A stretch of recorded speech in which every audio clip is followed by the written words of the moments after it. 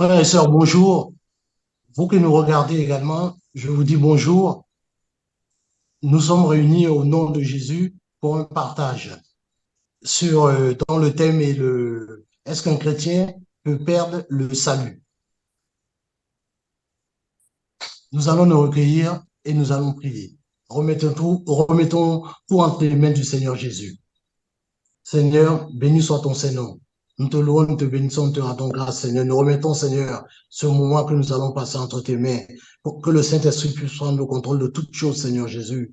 En ton nom, Seigneur, que toutes sortes, Seigneur Jésus, de manifestations diaboliques, sataniques, qui voudraient s'élever et se produire au milieu de nous maintenant soient vaincues en ton nom, Seigneur. Béni soit ton Saint-Nom. Amen. Je suis le frère Oui, Philippe. amen. Donc, ce partage va se dérouler avec mon frère Armando. Frère Armando, bonjour. Salut frère Philippe, salut mon bien-aimé le frère chinois. Ainsi que le frère chinois. Bonjour, mon frère chinois. Bonjour, frère Philippe, et bonjour aussi, frère Armando. C'est mes bien-aimés. OK, soyez tous bénis. Donc, Gloire à Jésus. Amen. je vais vous accorder chacun 5 minutes pour ce partage et sur le thème de est-ce qu'un chrétien peut perdre le salut? Ça va se dérouler à la lumière des Écritures, la vraie doctrine que nous a laissé les apôtres. Je vais vous accorder un temps de 5 minutes chacun pour pouvoir débattre sur le thème. Nous allons commencer par le frère Armando. Je te donne la parole, mon frère. Merci mon frère Philippe pour l'introduction. Merci également à notre invité, le frère chinois Makangil, à partir de la France. Dernièrement, j'ai parlé sur le salut. Est-ce que les chrétiens, enfin, est-ce un chrétien pourrait perdre son salut? Bon, le frère chinois m'a contacté, on a un peu partagé. Ce sont les frères que nous aimons dans ce sens-là qui nous contactent pour alors voir si là où peut-être nous pouvons avoir des divergences pour venir éclairer à l'Église certains points parce que entre nous qui enseignons la Bible, on peut se comprendre facilement. Mais ce sont plutôt nos frères, nos sœurs qui nous suivent parfois qui ne vont pas facilement comprendre notre langage. Donc, on a un peu décidé de venir ici pour en parler. Je disais dernièrement que le salut pouvait se perdre, mais nous avons en réalité une différence entre un enfant de Dieu et un chrétien. Maintenant, retenez-moi bien. Nous connaissons que un chrétien signifie toute personne qui a l'esprit du Seigneur et marche avec les commandements de Dieu. C'est lui qui est nouvellement né par la parole. Si quelqu'un est en Christ, il est chrétien. Ça, c'est vrai. Le chrétien, c'est celui qui est un demi-Christ, qui marche, qui a le caractère, qui évolue par rapport aux enseignements de Jésus, la sainte doctrine. Mais malheureusement, aujourd'hui, il y a des faux et des vrais. Alors, c'est là maintenant que nous avons un problème. Quand nous parlons de ces genres de chrétiens, on fait allusion à tous les chrétiens. Mais il y a des vrais et il y a des faux. On ne sait pas normalement dans quel contexte nous pouvons les prendre, mais le Seigneur nous a dit que vous les reconnaîtrez à leur fruit. Maintenant, concernant les enfants de Dieu, ceux qui ont la sémence du Père, voilà, dernièrement, j'avais fait cette différence.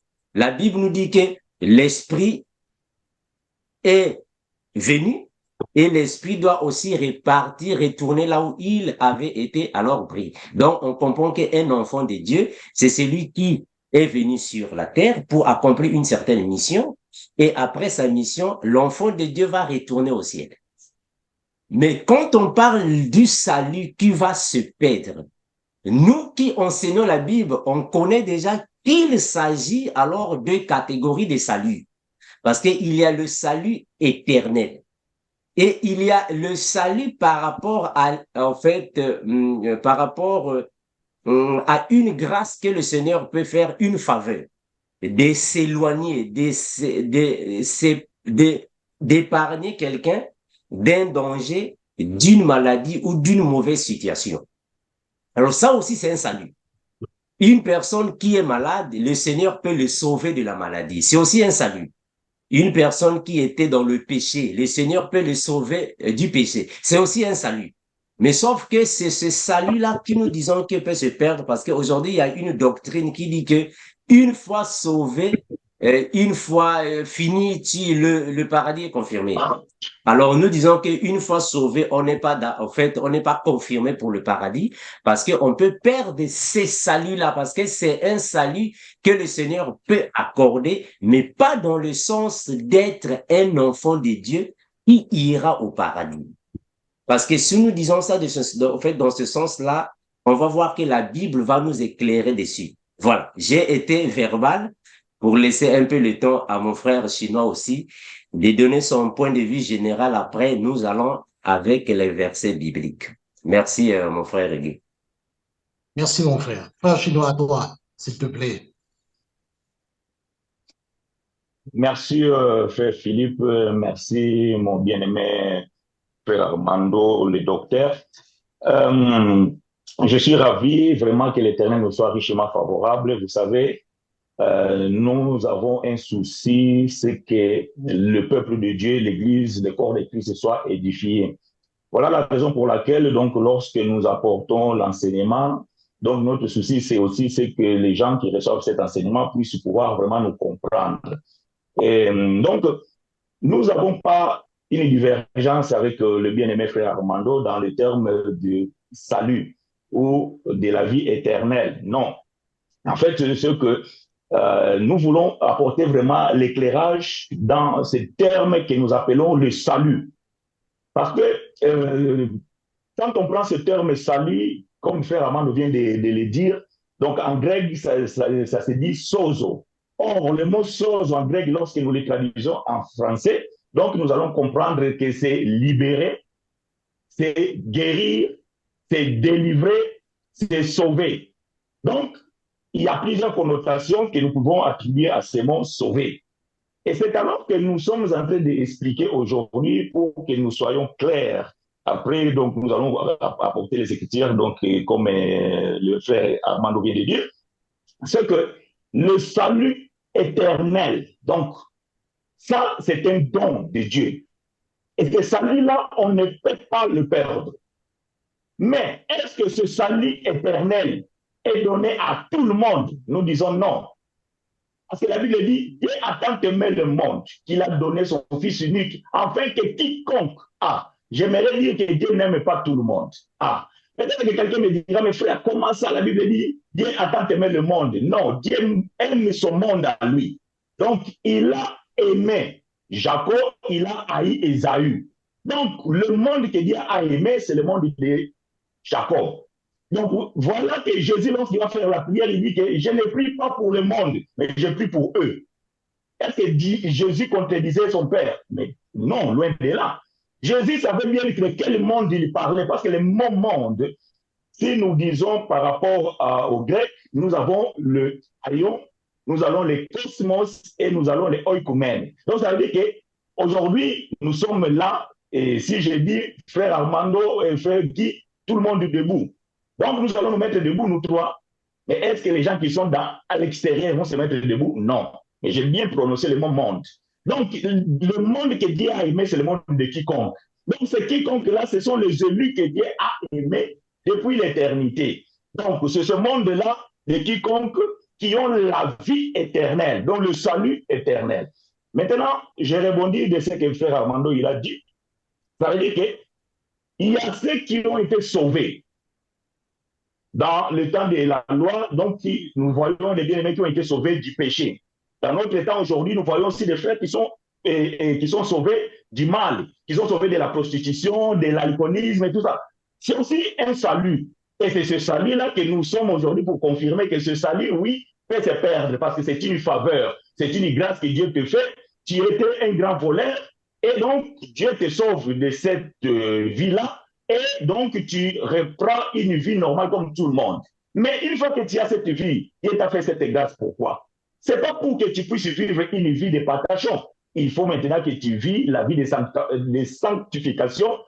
Donc, c'est comme un remerciement de celui qui t'a sauvé ou bien qui t'a délivré de cette situation que tu étais un voleur. Mais si tu ne respectes pas les préceptes dont lui, il t'a donné, ou bien le commandement, ou bien même les conditions dans lesquelles tu dois marcher pour continuer à bénéficier de cette grâce, nous disons que tu peux la perdre. Donc, c'est de cela que nous allons parler aujourd'hui. Donc, c'est vraiment pour que le peuple de Dieu soit éclairé et que vous compreniez parce que, et avant que je laisse la parole à notre frère Guy, il y a beaucoup de gens qui nous suivent en parallèle parce que les gens, ils aiment bien la bonne parole, ils aiment bien les enseignements qui sont donnés avec l'appui des Écritures et surtout dans la sainte doctrine. Et très souvent, quand quelqu'un suit frère Armando, il va aussi sur le frère chinois et après il va appeler frère Armando, il va appeler frère chinois. Oh, mais pourquoi le frère Armando, il a dit ceci? Donc, aujourd'hui, nous voulons apporter la lumière sur ces termes pour que nous puissions comprendre lorsque nous parlons du salut, nous parlons de quel salut. Donc, juste 30 secondes avant que je laisse la parole, aussi de pouvoir parler sur ce mot chrétien et pouvoir dire que être chrétien, ce n'est pas tout simplement une identité que la personne reçoit lorsqu'il accepte une communauté, mais être chrétien, c'est d'abord donc être comme Christ. Maintenant, donc dans ça, nous voyons et nous croyons qu'il y a des faux. Et donc c'est là que nous allons pouvoir partager ce soir, et ça dépend de l'heure que vous nous suivez, mais nous, ça fait déjà soir, et donc frère Armando, ça fait jour. Donc vous voyez, donc ça c'est le monde qui est comme ça. Voilà donc ce que je pouvais introduire, et afin que nous puissions continuer, frère Guy, je te remets la parole. Merci, mon frère. Frère Armando, est-ce que tu as quelque chose à dire concernant ce que le frère chinois vient d'avancer? Et puis, est-ce que tu peux bien expliquer, mon frère Armando, à ceux qui nous regardent, qui nous écoutent, la différence entre un chrétien, puisque on a parlé de ça, et un enfant de Dieu, et appuyer aussi la thèse de perdre son salut par les Écritures bibliques. À toi la parole, mon frère. Je te donne 5 Merci, minutes. frère Guy. Merci également l'apôtre chinois. Au fait, nous qui enseignons la parole, nous pouvons nous comprendre ou se faire comprendre. Mais ceux qui nous suivent n'auront pas la même compréhension. C'est comme si aujourd'hui, si je disais que Moïse n'était pas un chrétien. Moi, je sais que quand nous prenons la révélation, on va comprendre qu'en réalité, il était chrétien. Parce qu'un chrétien, c'est celui qui a l'esprit de Christ. Le frère chinois comprend facilement ce que je dis. Mais celui qui n'est pas mature ne va pas comprendre que Moïse était chrétien en réalité. Alors c'est ça maintenant qui nous pose des problèmes. Parce que c'est ce que la Bible a dit. Tous ceux qui sont passés, tous les prophètes avaient l'esprit de Christ. On peut le voir ainsi. Bon, parce qu'il y a toujours des gens à la maison qui ne nous comprennent toujours pas. C'est ça le problème. Et ça pose problème, en fait, ça nous complique un peu. Voilà. Parce que là, nous sommes dans la Bible. On peut le voir ici. Je vais chercher ça. C'est que la Bible dit. La Bible. Pardon, mon frère chinois? 1 Pierre chapitre 1. Voilà. Voilà. 1 Pierre, 1 Pierre chapitre 1. Verset Voilà. 10 à 12. Voilà. OK. 1 Pierre 1, 10, hein? Tu es dans le 10, c'est ça? Voilà. Chapitre 1. Verset Voilà, 10 à verset 10. 12. Voilà. Très 10 bien. à 12, oui. 10 à 12. Donc, la Bible déclare ainsi. Les prophètes qui ont prophétisé touchant la grâce qui vous avait été réservée ont fait de ces saluts, l'objet de leurs recherches et de leurs investigations, voulant sonder l'époque et les circonstances marquées par l'esprit de Christ qui était en eux. C'est bien écrit. L'esprit de Christ qui était en eux. C'est bien écrit ici. Hein? L'esprit de Christ qui était en eux. Bon, j'enlève ça. C'est-à-dire, nous qui enseignons la parole, nous comprenons déjà que les prophètes, les vrais, parce qu'il y avait aussi des faux prophètes. Tous les vrais prophètes qui sont passés avant Jésus avaient l'esprit de Christ. Et donc, on peut conclure que ils étaient les chrétiens dans la révélation. Le frère chinois comprend ça, c'est un apôtre, il Amen. comprend ce que je dis. Mais ceux qui sont à la maison ne vont pas comprendre ce que nous disons. D'où le langage va nous compliquer. Alors, quand nous disons que, bon, ils étaient des chrétiens, c'est pour faciliter la compréhension de ceux qui sont à la maison. Alors, moi, quand je viens dans les réseaux sociaux, je dis qu'un chrétien peut perdre le salut. Moi, je me mets à la place de ceux qui ne comprennent pas en réalité les choses. Parce que nous croyons qu'un chrétien, c'est celui qui a l'esprit de Christ, qui est né de nouveau, qui marche avec les commandements du Père. C'est lui qui est chrétien. Mais puisqu'il y a des faux parmi nous, parce que les apôtres aussi ont dit qu'il y a eu parmi les peuples et il y aura parmi vous les faux prophètes et les faux docteurs. Donc, on comprend qu'il y a des faux parmi les vrais. Il y a des vrais parmi les faux. Mais tout le monde ne peut pas avoir le salut parce que les faux n'auront pas le salut. Donc, on comprend que ceux qui peuvent avoir le salut par rapport à la libération ou la liberté d'un danger, d'une maladie, ne signifie pas que réellement cette personne ira au paradis. Je donne un exemple.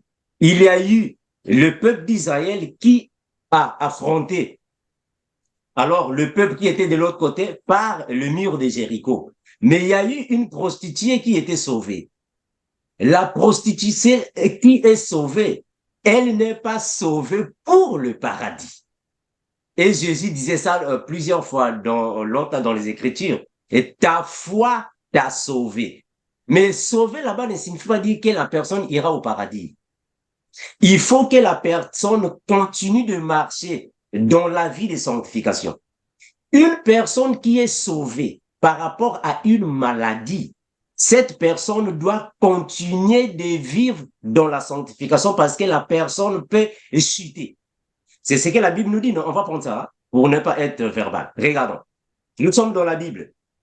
La Bible nous dit ainsi. La Bible nous dit dans Luc 11, nous appelons Luc chapitre 11. Regardons ici dans Luc chapitre 11, le verset 24. Luc 11, le verset 24, et je vais descendre. Hein. Luc 11, 24, 26. La Bible déclare ainsi. Lorsque l'esprit impur est sorti d'un homme, il va dans des lieux arides. Pour chercher du repos, n'en trouvant point, il dit, je retournerai dans ma maison d'où je suis sorti. C'est-à-dire que quand l'esprit impur ici sort d'un homme, l'homme est sauvé. C'est ce que le frère chinois a dit. Une personne qui a des esprits démoniaques, une personne qui est habitée par des esprits impurs, une fois que la personne est délivrée, la personne est sauvée. Ici, sauvé, c'est par rapport à la délivrance. L'esprit impur sort, la personne est sauvée. Mais attention, l'esprit impur va se dire, je retournerai dans ma maison d'où je suis sorti. Et quand il arrive, il la trouve balayée et ornée. C'est-à-dire que la personne qui est sauvée d'un esprit impur, ici, la maison balayée et ornée signifie la personne marche dans la sanctification. C'est alors que nous disons que il faut faire attention. La personne marche dans la sanctification parce que sa maison est balayée et ornée. Mais donc, regardez. Alors, il s'en va, l'esprit s'en va et il prend cet autre esprit plus méchant que lui. Et il entre dans la maison et s'y établissent. La dernière condition de cet homme est pire que la première. À partir d'ici, nous comprenons que quand une personne est sauvée d'une possession satanique, d'une maladie, d'un danger, la personne est libérée. Mais cette personne doit marcher dans la sanctification. Si la personne se détourne de la vérité, la personne abandonne la foi, cette personne va encore tomber. Et si cette personne tombe et continue dans l'égarement jusqu'au jour de sa mort, il va perdre ce que la délivrance lui avait procuré. C'est là que nous disons que le salut va se perdre. Ici, on fait allusion au salut que le frère chinois a dit. Le salut ici par rapport à la liberté de la personne. La personne est affranchie. Mais être affranchi ne signifie pas dire que le paradis est déjà garanti. Non. C'est ce qui s'est dit dans les églises. Une fois que tu es sauvé, c'est fini. Tu es déjà sauvé. Non, non, nous disons non. Nous disons non parce que il faut mener la vie de sanctification. Si tu tombes, tu vas perdre le salut là-bas que tu as eu. Et le frère Sina a même parlé sur le salut éternel. Je m'arrête d'abord par là. Je laisse la place à l'apôtre chinois. Merci. Oui. Mon frère chinois. Gloire à Dieu, gloire à Dieu. Tu peux prendre la parole. Merci, frère Philippe, merci. Oui, merci, frère Philippe, merci, frère Armando. Donc, voyez-vous que nous sommes vraiment entièrement d'accord à ce sujet-là. Donc, aujourd'hui, nous aimerions bien, aimés frères et sœurs, que vous puissiez comprendre ces choses et que vous les sachiez. Voyez-vous, et lorsque la Bible dit que Dieu nous a élus depuis l'éternité, Dieu n'a pas élu le corps que vous voyez là, le corps que ma mère et mon père donc ont conçu à travers leur liaison et que là, je suis là aujourd'hui. Ce corps n'était pas dans l'éternité. Ce corps, donc, c'est le fruit de l'union de ma mère et de mon père. Mais ce que Dieu a connu depuis l'éternité, c'est mon esprit. Voilà. Mais cet esprit, il habite un corps. Mais ce corps aussi, lorsqu'il vient dans ce monde, donc nous sommes ignorants. Même étant élus, donc nous sommes ignorants. Donc nous vivons comme les patachons, donc nous sommes passés dans la religion ou bien dans le paganisme, et tout consort, ce que nous pouvons connaître. Et ce corps, il a besoin d'être délivré, délivré du mal.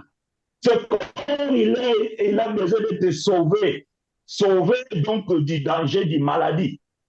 Voyez-vous, donc, et ça, c'est très important de comprendre cela.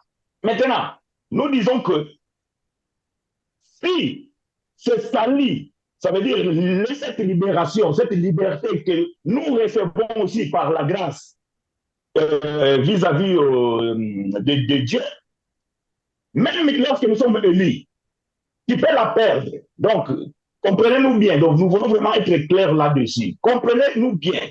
Donc, ce salut-là, tu peux la perdre. Ça veut dire que cette liberté-là, cette vie de joie, cette vie-là de vivre le royaume sur la terre, ça, vous pouvez aussi la perdre. Nous allons donner les Écritures parce que sinon, ça va être trop bavard. Nous sommes dans le livre de 1 Corinthiens, chapitre 5. Voilà. Aujourd'hui, pour moi, je suis le technicien. Les jeunes ne sont pas là. Non, comprenez-moi. Voilà. Nous sommes dans Luc. C'est ça? C'est ce que tu as dit, mon frère. Luc? 1 Corinthiens. 1 Corinthiens, chapitre 5. 1 Corinthiens, chapitre 5. 1 Corinthiens Nous allons 5. lire du premier verset jusqu'au verset 6. 1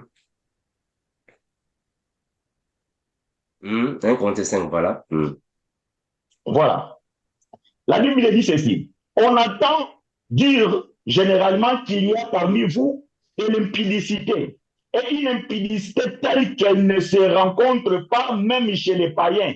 C'est au point que l'un de vous a la femme de son père. Et vous êtes enflé d'orgueil et vous n'avez pas été plutôt dans l'affliction, afin que celui qui a commis cet acte fût ôté au milieu de vous. Pour moi, absent de corps, mais présent d'esprit, j'ai déjà jugé, comme si j'étais présent, celui qui a commis un tel acte.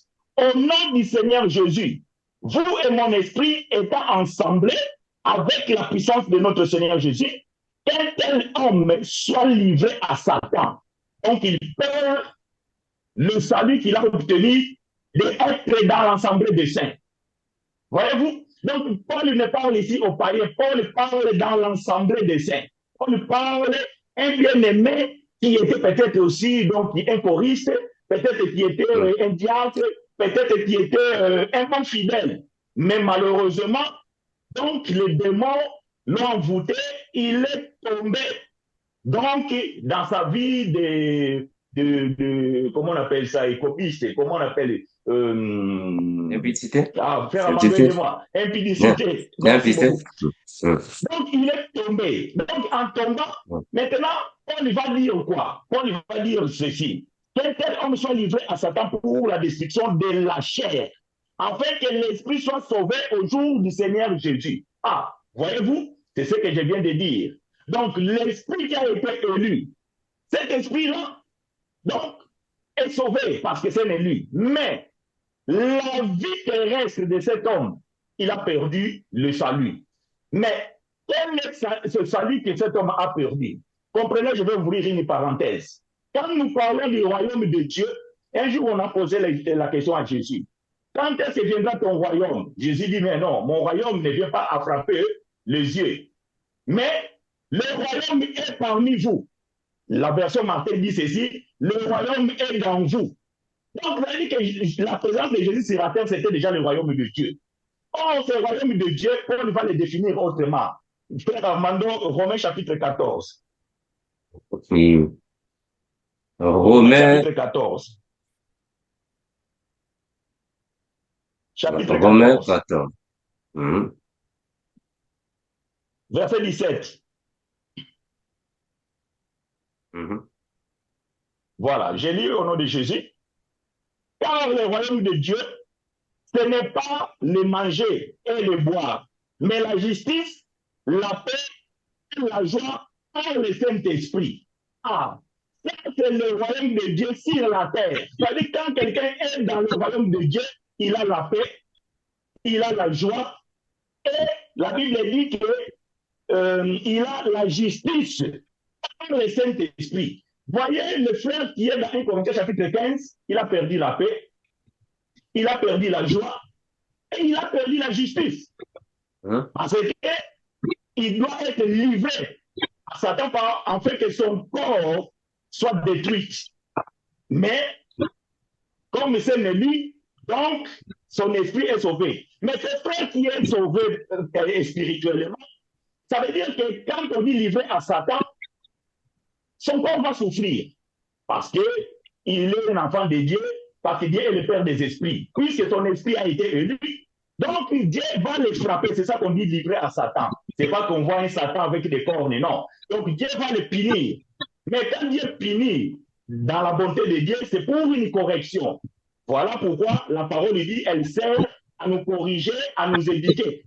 Que dans sa souffrance, que la chair est en train de souffrir parce qu'il a perdu ce salut, donc il peut aussi encore être exhorté par des pasteurs, des apôtres, des évangélistes, et les frères reprendre aussi ce salut. C'est-à-dire que cette joie, cette paix et cette justice. Mais la condition pour revenir dans la joie, dans la justice et la paix, c'est la sanctification. C'est la sanctification. C'est-à-dire que cet homme, il doit se repentir, il doit changer. Donc, j'espère que je me fais comprendre. Donc, nous devons comprendre ces choses. Ça veut dire que donc, cette délivrance que cet homme avait et qu'il a communié dans l'Assemblée des saints, donc ce salut que cet homme avait reçu de sa vie antérieure et qu'il faisait partie de l'Assemblée des saints, il a perdu à cause de son impudicité.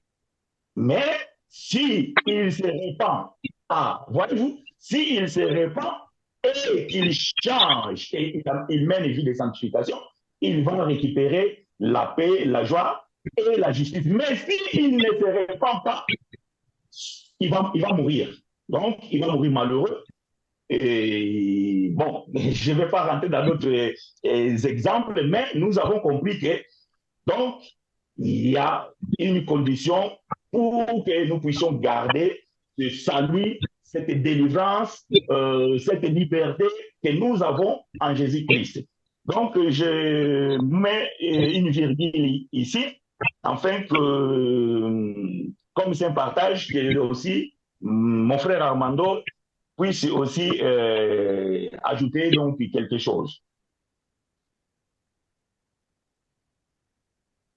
Merci, Fagui. Je ne sais pas s'il y a quelque chose à dire. Merci, mon frère Chénia. Frère Armando. Donc, concernant ce que le frère Chénia vient de dire, donc, il a parlé de ce frère qui sera livré à Satan. Et il a dit que ce frère, effectivement, s'il se répand,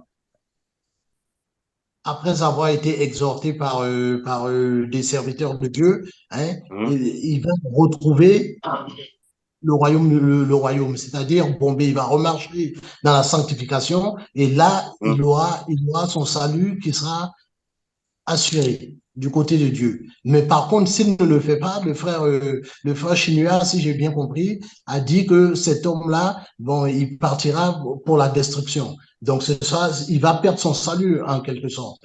Est-ce que tu peux bien nous Mhm. expliquer la manière dont toi tu comprends cela et puis Mhm. continuer à développer le thème, s'il te plaît? Merci, le frère chinois. J'espère que c'est ce que le frère chinois dit.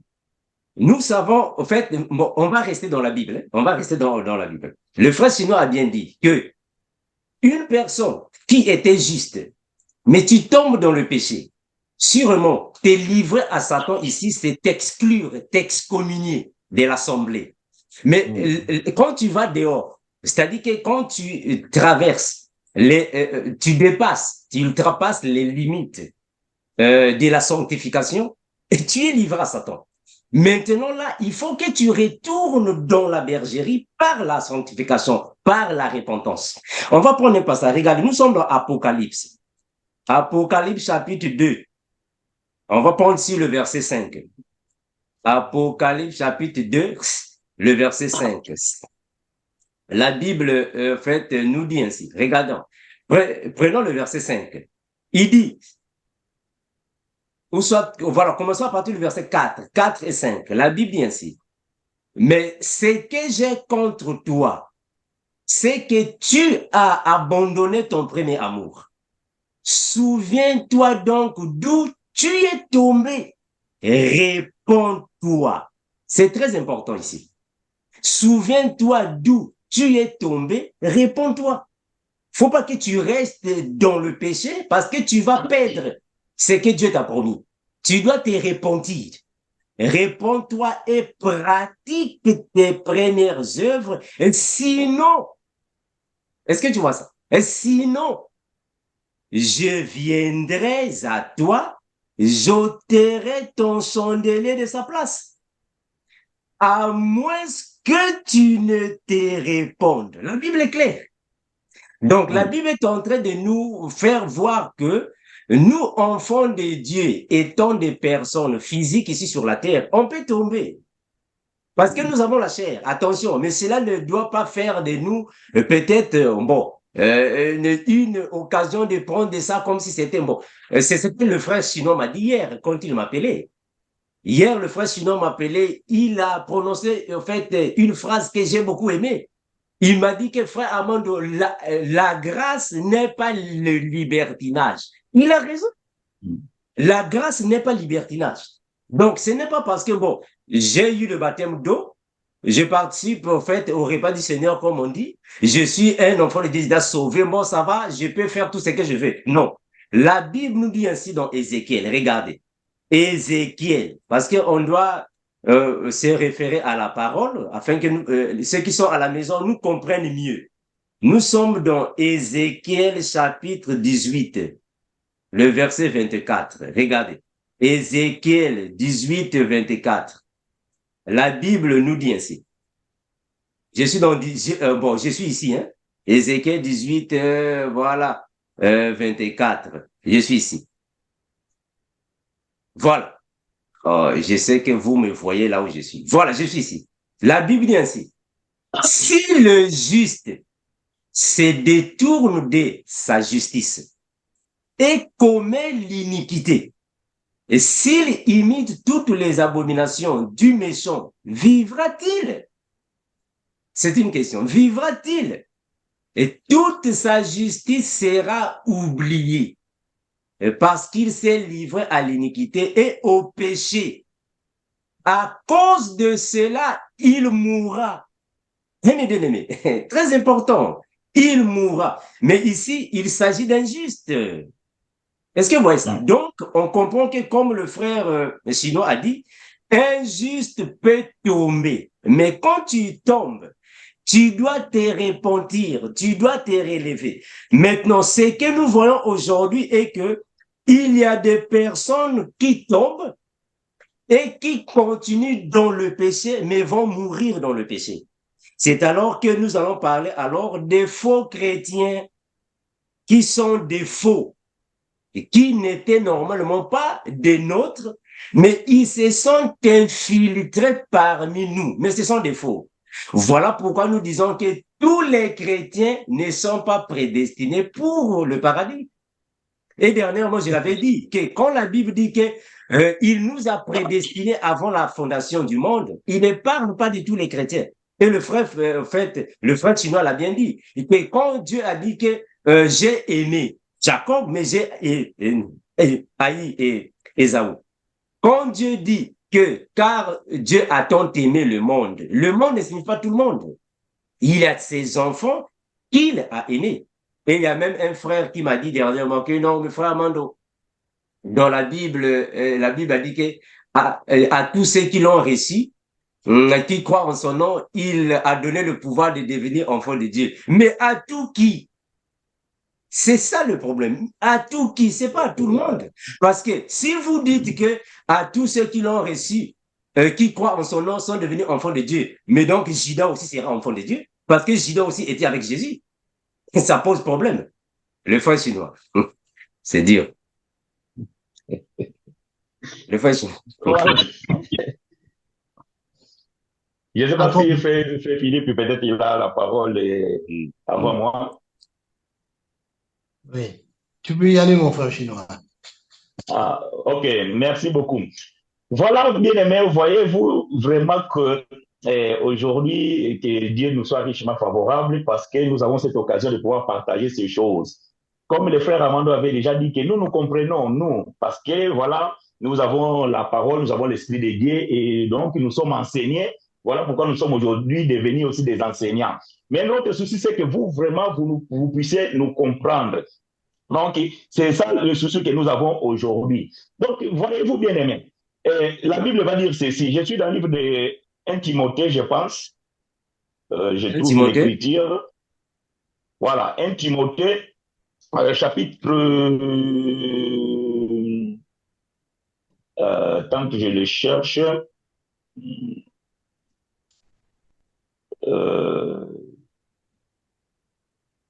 je pense que c'est 2 Timothée. Je vais trouver vite fait.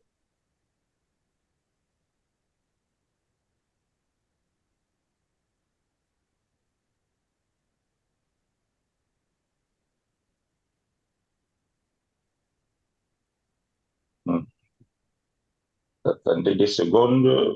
Peut-être que... Ah, c'est Tite plutôt. Excusez-moi, frère. Tite. Non, pas Tite, chapitre 2. Ouais, Tite, chapitre 2. Voilà. Je suis dans Tite 2. Tite 2. Chapitre 2. Voilà. Versets 11 et 12. Versets 11 et 12. Nous sommes ici. Voilà. Voilà. La Bible dit ceci. Car la grâce de Dieu, source de salut pour tous les hommes, a été manifestée. Elle nous enseigne. Mais elle nous enseigne quoi? Elle nous enseigne à renoncer à l'impiété, au convoitise mondaine et à vivre dans le siècle présent selon la sagesse, la justice et la piété. Ah, Jésus. Voyez-vous, nous sommes en train de parler ici du salut. Donc, celui qui était dans les débauches, celui qui a été dans la prostitution, celui qui était dans la masturbation, celui qui était dans la pornographie, celui qui était dans tout ce que nous pouvons connaître du mauvais, il a été sauvé de cela. Mais il a été sauvé par quoi? Par la grâce. Voilà, bien aimé, il a été sauvé par la grâce. Maintenant que cet homme, il a été sauvé, mais Dieu n'abandonne pas comme ça. Il faudrait maintenant que cette grâce que lui, il a obtenue puisse l'enseigner. Mais il doit l'enseigner quoi? De continuer Parce que Dieu m'a sauvé, maintenant je peux même multiplier la prostitution parce que je suis déjà sauvé. Non, Non, jamais. renoncer. Il nous enseigne à renoncer. Donc, c'est-à-dire que tu dois renoncer. Voyez-vous, bien aimé frère Armando, il a parlé de la prostitution de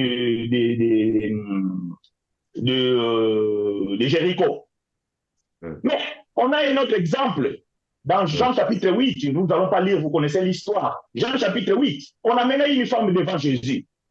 On l'a accusé que non, on a trouvé cette femme, et ceci, cela, et tout ça là. Maintenant, qu'est-ce que toi tu dis? Parce que nous savons que selon Moïse, il ne peut même pas continuer à vivre. Donc, cette femme, elle était là, elle doit mourir. Qui peut le sauver? La Bible dit, dès le plus petit jusqu'au plus grand, ils avaient des pierres entre leurs mains. Pour la lapider. Donc, cette femme, elle était condamnée. Maintenant, il faut que quelqu'un puisse le sauver. Ah, mais cette femme, elle doit trouver grâce. Mais qui peut le gracier? Parce qu'il est déjà condamné. Il n'avait plus rien à faire. Mais elle trouva grâce aux yeux de Jésus. Jésus va sauver cette femme. Il va sauver de quoi? Et de ce danger, de la mort. Mais Jésus va dire quoi? Jésus n'a pas dit que bon, maintenant, j'étais sauvé, va le faire encore, donc de toute façon, personne ne te touchera. Non, va et ne pêche plus. Ah, c'est ça, renonce. Donc, tu as obtenu ma grâce. Mais cette grâce que tu as obtenue, peut-être demain on t'attrape encore, je ne serai plus là. Là, tu vas perdre cette grâce d'aujourd'hui. Tu vas perdre. Donc, le salut que je te donne aujourd'hui, tu vas la perdre. C'est là où nous sommes, bien aimés, que vous devez nous comprendre, là où nous sommes situés. Et ça, nous sommes en train de dire. Donc, voyez-vous, vous allez comprendre que ce genre de grâce, même Judas, il a obtenu, il a été choisi, il a expérimenté les miracles. Mais comme son sort était déjà scellé, que lui, il n'était pas destiné pour la vie éternelle, parce que quand Dieu a élu ses enfants pour la vie éternelle, il a aussi élu les autres pour la perdition. Voilà pourquoi Jésus va dire que non, je n'ai perdu personne, sauf qui? Sauf le fils de la perdition. Mais quand même, il était apôtre. C'est ça aussi. Il est Mais ça va. il a fait des miracles. Voilà, Judas était apôtre. Il a goûté, mais comme son sort était déjà scellé, donc il ne pouvait rien faire. Ça veut dire que, bien aimé, sur la terre, parce que vous devez comprendre une chose, que l'esprit n'a jamais été dans une situation de souillir ou de ne pas souillir, tout ça. Non, c'est la chair. C'est la chair. Voilà pourquoi, quand Paul dit que si nous marchons selon l'esprit, voyez-vous, parce que l'esprit, c'est cet élément qui est à nous, qui est en contact avec, avec Dieu. Parce que Dieu n'est pas en contact avec notre chair, ni avec notre âme, mais il est en contact avec notre esprit. Donc, c'est pour cela que la Bible dit que l'esprit de Dieu parle à notre esprit. Mais notre chair, donc, nous devons aussi la maintenir en discipline. Maintenant, pour la maintenir en discipline, donc, nous devons marcher selon l'esprit. C'est ce que nous appelons la sanctification. Parce que si nous lisons dans Galates chapitre 5, nous voyons Paul faire la différence entre les œuvres de la chair et aussi les fruits de l'esprit. Donc, cela est très important pour la vie de nous les enfants de Dieu. Donc, bien aimé, être sauvé d'avance ou la prédestination n'est exempte pas de la colère de Dieu. Non, non, non. C'est 1 Corinthiens chapitre 5. Et ce frère-là, il pouvait dire, je suis déjà sauvé. Il n'y a plus rien qui peut venir contre moi. Mais Paul, il dit que non. Il doit être livré à Satan. Il va souffrir. S'il veut faire la prostitution, ben, il aura des maladies incurables. Ou peut-être il sera attrapé par le mari d'une femme mariée. Et cet homme, il va les tabasser, il va les couper les oreilles, comme on fait en Afrique. Donc, il va payer. Il va payer, bien-aimé. Donc, vous devez savoir ces choses, bien-aimé, que Dieu ne laisse pas impuni l'infidélité vis-à-vis de lui. Je vais donner une écriture après. Je vais laisser frère Armando. Nous sommes dans le livre des Hébreux. Hébreux chapitre 12.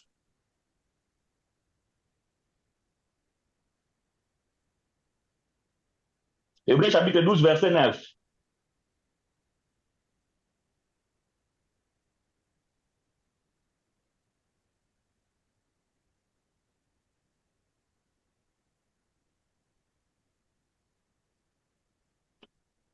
chapitre 12, frère Armando. Voilà, j'espère que voilà, c'est le frère Dominique qui nous aide Parce que maintenant. l'écran. Mm. Ah, ok. Ah, c'est frère bienvenu. Ouais, Hébreux chapitre 12, verset 9. Bon, je lis en attendant que le frère y trouve le verset, mais vous aussi à la maison, donc vous pouvez aussi avoir vos Bibles pour pouvoir nous suivre. La Bible dit ceci, je commence par le verset 9. D'ailleurs, puisque nos pères selon la chair nous ont châtiés et que nous les avons respectés, ne devons-nous pas à bien plus forte raison nous soumettre au Père des esprits pour avoir la vie? Nos pères nous châtient, nous châtient pour peu de jours, comme ils le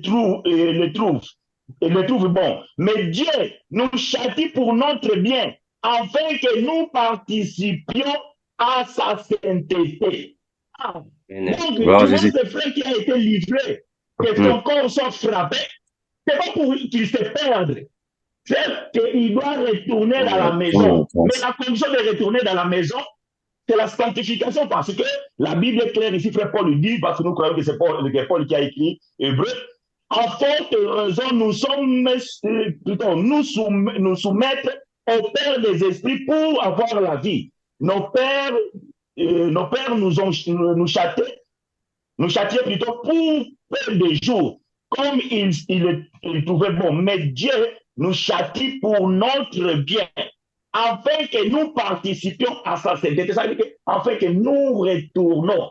Donc, bien aimé, si tu ne veux pas souffrir, si tu ne veux pas subir des conséquences dans ta vie, et pour ne pas accuser les sorciers de ta famille, pour ne pas accuser les innocents, alors que toi-même es en train de frapper ton infidélité vis-à-vis de Dieu, ta désobéissance vis-à-vis de la parole de Dieu, donc Dieu va te châtier pour que tu reviennes à sa sainteté. C'est ça, livré à Satan. Donc, bien aimé, tu peux peur de cette grâce que Dieu t'a fait, de te sortir de la vie de Patachon à t'amener dans la vie plutôt devenir son fils. Et si tu ne marches pas selon ce que lui, il veut, bien aimé, tu vas prendre les conséquences. C'est ce que nous sommes en train de dire, que tu vas perdre la grâce, tu vas perdre cette liberté, tu vas perdre le salut. Donc, le mot salut, bien aimé, est tellement diversifié, est tellement grand, que quand on parle de salut dans la Bible, ce n'est pas automatiquement salut éternel. Donc, je pense que là-dessus, nous sommes clairs, et peut-être nous allons maintenant, après quelques paroles, bien quelques versets, pour aussi expliquer qu'est-ce que c'est le salut éternel. Frère Armando, je mets virgule là-dessus. Merci, mon bien-aimé, le frère chinois. Je ne sais pas si le frère Guy a quelque chose une question à poser par rapport à ça. Non, j'ai pas de question. Tu peux continuer, mon frère. Ok. Merci, mon frère Philippe. Merci, l'apôtre chinois. Au fait, il y a un verset biblique que un frère m'a donné, mais qui mène à une certaine confusion par rapport à ceux qui ne comprennent vraiment pas le langage de la Bible.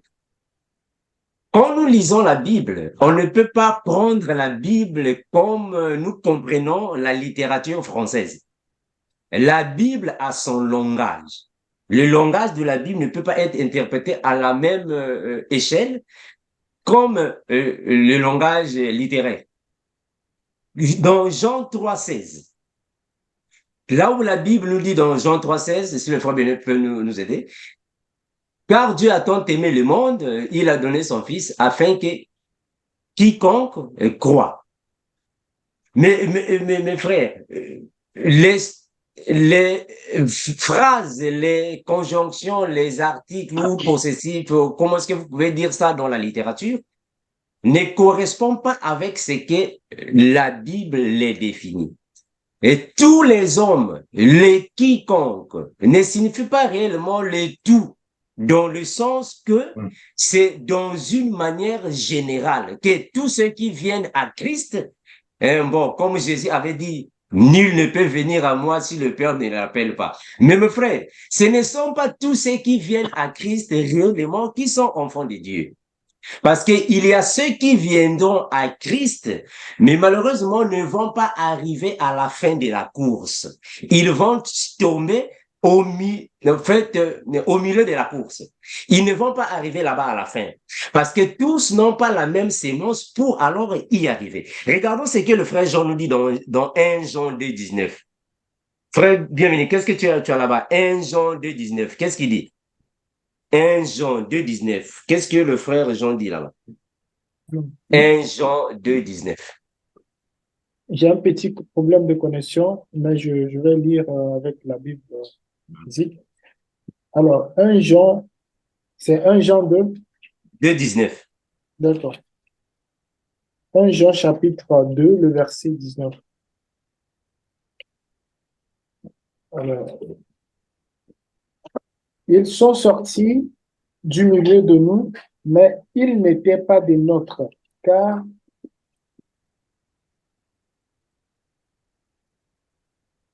s'ils eussent été des nôtres, ils seraient demeurés avec nous, mais cela est arrivé afin qu'il fût manifeste que tous ne sont pas des nôtres. Amen. Voilà. C'est-à-dire qu'il y a des personnes qui ont commencé réellement avec le Seigneur, avec l'Esprit. Mais en réalité, ils ne sont pas des nôtres. Parce que ce ne sont pas tous ceux qui ont accepté Jésus, tous ceux qui ont été baptisés d'eau, tous ceux qui ont participé, je ne sais pas où, qui étaient des prophètes, moi je ne sais pas où, qui sont venus réellement, ce sont des chrétiens. Ce ne sont pas tous. Parce qu'il y a de ceux qui vont alors faire naufrage dans la foi. Tout le monde ne va pas arriver à destination. Il y a de ceux qui vont tomber. Mais voilà pourquoi nous avons ce qu'on appelle par la Vierge sage et la Vierge folle. Et pourquoi la Vierge folle, en fait, va rater l'enlèvement? Parce qu'elle ne sera pas prête pour aller avec nous. Mais je vous assure que même dans la grande tribulation, il y a des chrétiens, des soi-disant chrétiens. Ici, on fait allusion à ceux qui ont accepté soi-disant Christ, mais qui vont tomber, qui vont accepter la marque de la bête. Donc, ce ne sont pas tous qui seront sauvés par rapport à l'éternité. Il y a ceux qui vont succomber. Est-ce que tu peux nous prendre 1 Timothée 6, 20? 1 Timothée 6, 20 et 21. Il nous dit là-bas la parole. 1 Timothée 6, 20 et 21. 1 Timothée 6, 20 et 21. 1 Timothée 6, 20, 21. 6, 20 et 21. D'accord.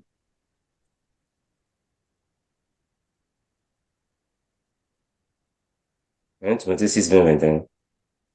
1 Timothée 6, 20. 20 et 21. Ok. Je partage l'écran.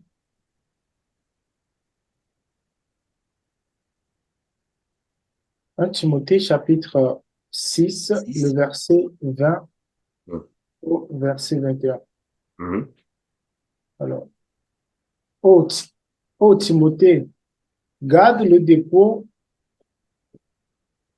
en évitant les discours vains et profanes. Le verset 21, et les disputes de la fausse science dont font confession quelques-uns qui se sont ainsi détournés de la foi, que la grâce soit avec toi. Voilà. Donc, le frère Paul a toujours exhorté, fortifié le jeune Timothée de garder le dépôt. Ici, le dépôt ne signifie pas réellement le dépôt, ne c'est pas le dépôt de la boisson, non. Ici, le dépôt, c'est le Saint-Esprit qu'il a reçu en lui, c'est le don qu'il a reçu en lui, c'est la grâce qu'il a reçue en lui, le salut qu'il a reçu en lui. C'est ça le dépôt. Donc, il doit garder le dépôt. Mais quand il garde le dépôt, mais c'est jusqu'à la fin. Parce que ici, il nous dit que il y a des personnes qui se sont détournées de la foi. Or, celui qui se détourne de la foi est dans l'apostasie. Si tu te détournes de la foi, donc on comprend que ce sont des personnes qui avaient la foi auparavant, mais ils ont abandonné la foi. Parce que se détourner de la foi signifie abandonner la foi.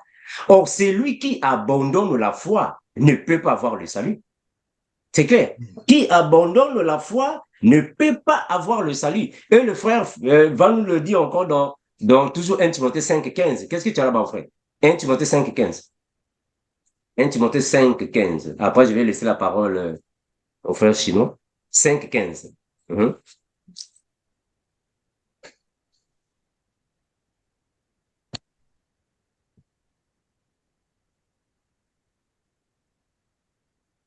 1 Timothée chapitre 5, 5, le verset verset 15. 15.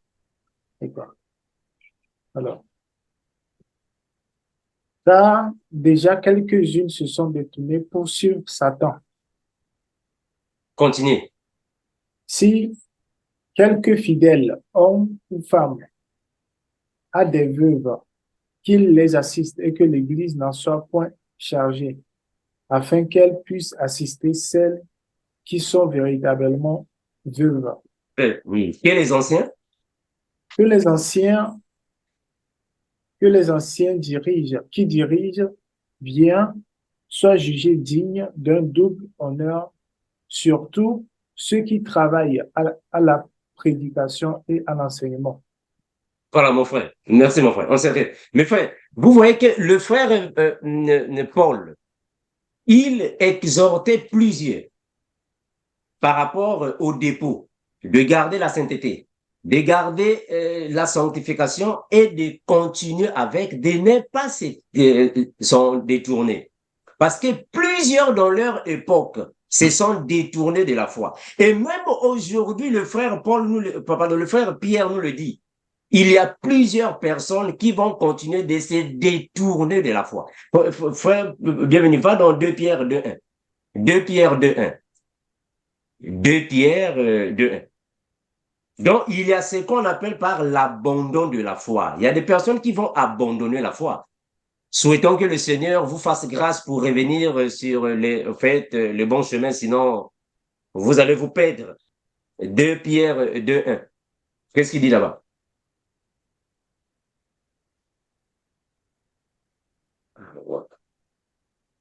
De Pierre chapitre 2, le verset Premier.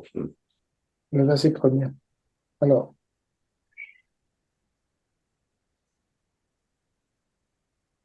il y a eu parmi le peuple de faux prophètes, et il y aura de même parmi vous de faux docteurs qui introduiront des sectes pernicieuses et qui, régnant le maître qui les a rachetés, attireront sur eux une ruine soudaine. Plusieurs.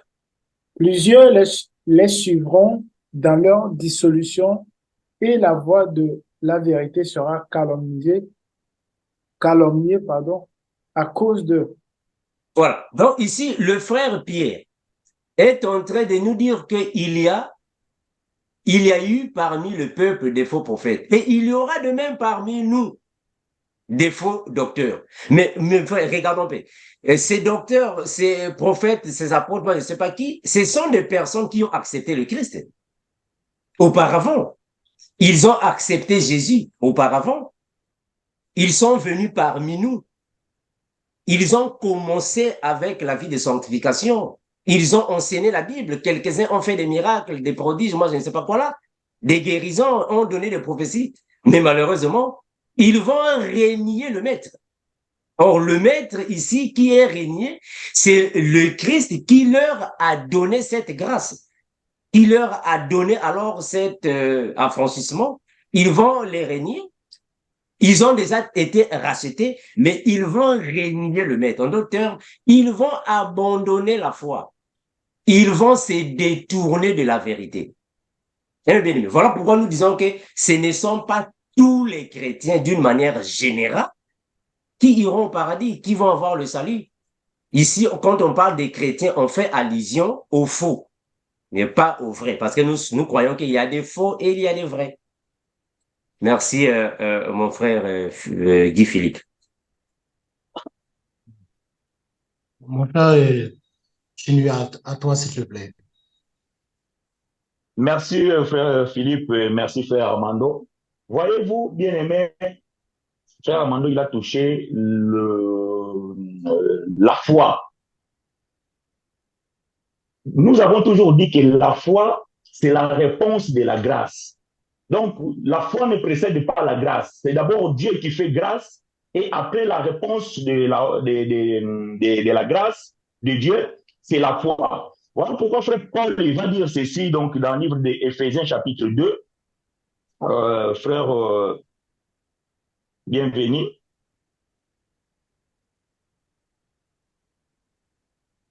Éphésiens chapitre 2,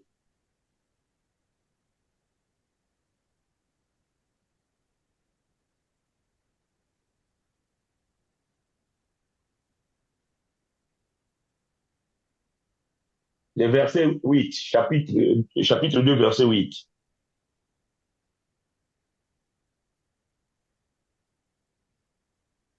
Éphésiens chapitre 2, Verset 8. le verset 8. Éphésiens chapitre 2, le verset 8.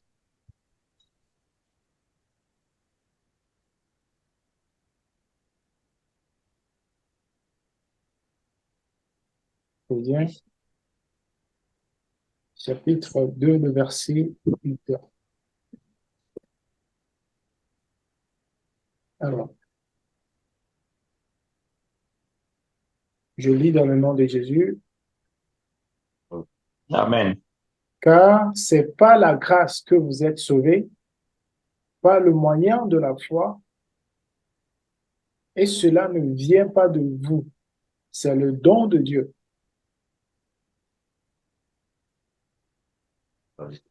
Je continue. Gloire à Dieu. Mhm. On s'arrête là, frère. Non, on va continuer après. Laisse-moi t'expliquer cette portion. D'accord. Ici, frère Paul nous dit quoi? Bien qu'ici on parle donc le salut éternel. Parce que le salut éternel, c'est ce qu'on appelle le don de Dieu. Parce que la Bible dit, je pense que c'est Romains chapitre 6, verset 23, il dit que le salaire du péché, c'est la mort, mais le don gratuit de Dieu, c'est la vie éternelle. Donc, Paul parle ici, c'est le don de Dieu. Mais c'est lui qui a le salut éternel, ça veut dire qu'il est prédestiné. Il a une réponse à répondre à cette grâce que Dieu a faite, c'est la foi. Donc, cette foi-là, lorsque tu l'as, donc c'est cette foi qui va t'amener maintenant à pouvoir vivre la vie de sanctification. Nous allons continuer la lecture des disciples, mais je suis en train d'expliquer cela. Mais la Bible dit que la foi vient de ce qu'on entend vient de la parole de Dieu. Romains chapitre 10, verset 16. Donc, cette parole de Dieu, c'est la nourriture que nous avons tous les jours. C'est-à-dire qu'un enfant de Dieu, celui qui se considère ou bien celui qui frappe la poitrine, que je suis déjà sauvé, je suis un élu de Dieu, mais qui a été sauvé pourquoi? Qui a été choisi pourquoi? Donc, tu dois répondre à la foi. Donc, pour ne pas faire le naufrage, donc il faut entretenir cette foi. Et le verset 9, Paul va dire que je lis frère bienvenu, ce n'est pas par les œuvres afin que personne ne se glorifie. C'est OK. Mais il y a le verset 10, c'est là où nous devons comprendre quelque chose de très important. Car nous sommes son ouvrage, ayant été créé en Jésus. Ah, ça c'est très important. Nous savons bien que, bien aimé, nous les hommes, selon la chair, nous sommes sortis d'Adam. Donc ça, selon la chair, nous sommes créés en Adam. Mais les enfants de Dieu, les véritables, donc ça veut dire que les vrais enfants de Dieu ont été créés en Jésus-Christ. Voyez-vous? Donc il y a une différence. Parce que Paul va dire que le premier Adam a été une âme vivante. Mais le second Adam, c'est un esprit vivifiant. Donc, ayant été créé en Jésus-Christ, c'est cet esprit vivifiant. Mais pourquoi faire alors? Paul ajoute pour dire que pour de bonnes œuvres, donc, celui qui est sauvé, il n'est pas sauvé pour mener vie de partageants. Je suis sauvé, je suis peinard. Pas du tout. Non. C'est d'ailleurs même pour que nous sachions, parce qu'aujourd'hui, tout le monde peut dire que je suis sauvé, tout le monde peut dire que je suis élu, tout le monde peut dire que je suis prédestiné. Mais moi, je ne le sais pas. Frère Amando non plus. Frère Philippe ne le sait pas, ni frère Bienvenu. Personne ne sait que le frère Guy, il est élu. Mais pour que nous sachions que frère Guy est un élu, mais quels sont les signes? Quand il a dit à Jérémie, j'ai été choisi dès le ventre de ta mère pour que tu sois le prophète des nations. Et Jérémie vient au monde, il n'a jamais prophétisé. Jérémie ne parlait pas. Mais les gens, ceux qui avaient la connaissance que Jérémie a été choisi prophète dès le ventre de sa mère, ils vont se poser des questions. Est-ce qu'il est vraiment un prophète? Est-ce que ce qu'il dit là, que non, Dieu l'avait choisi dans le ventre de sa maman?